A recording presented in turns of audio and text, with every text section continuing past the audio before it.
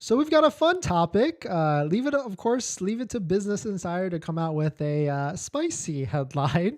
They just love writing headlines that are very interesting. So we've got a new headline from them.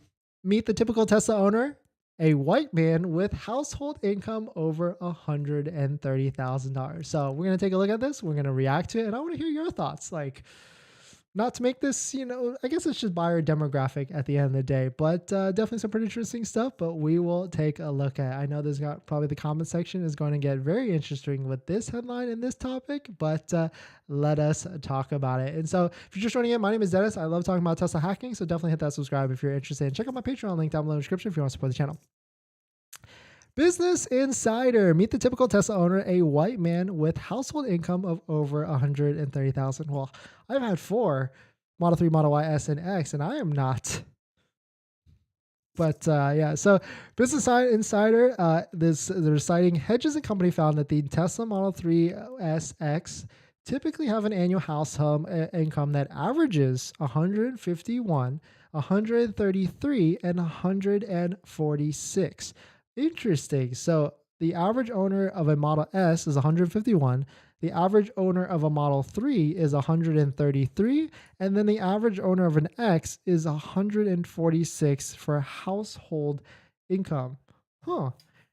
Tesla drivers are typically white men. A study analyzed Model S 3X owners found. So how come no Model Y then? I wonder if Model Y is a different story at the end of the day then, because of course it's a newer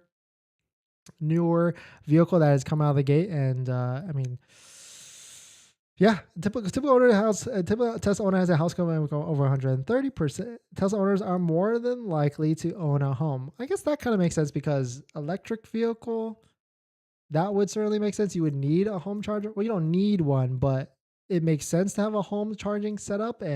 But I feel like a lot of people in California don't necessarily have a home charging setup and use the Tesla supercharging networks. I mean, I kind of am right now, even though I have a home charger. I've got, supercharger miles to burn. And so why would I spend money on electricity, especially at 20 to 21 cents a kilowatt rate?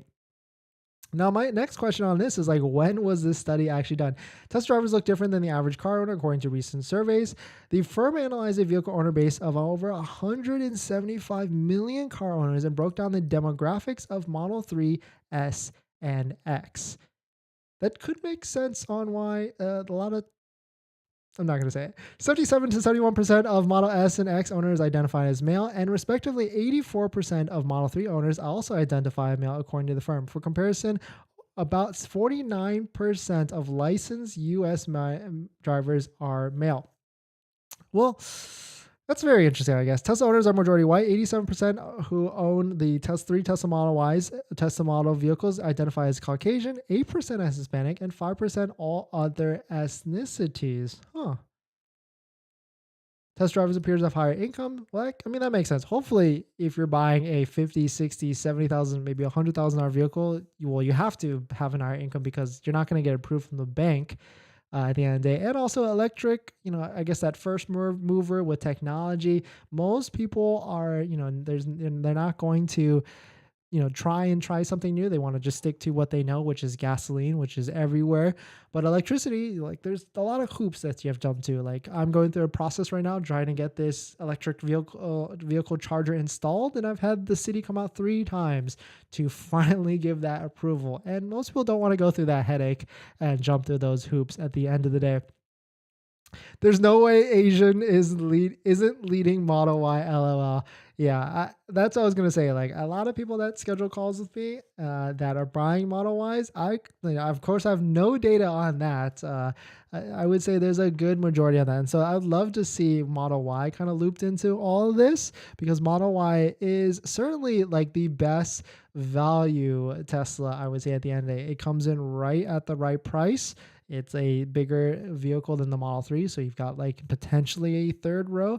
And I think at $50,000, $55,000, it is a good deal at the end of the day. But let me know what your thoughts on this. Of course, leave it to Business Insider to come out with a spicy headline like this. And I bet there's a lot of people out there basically saying hey, I'm not that.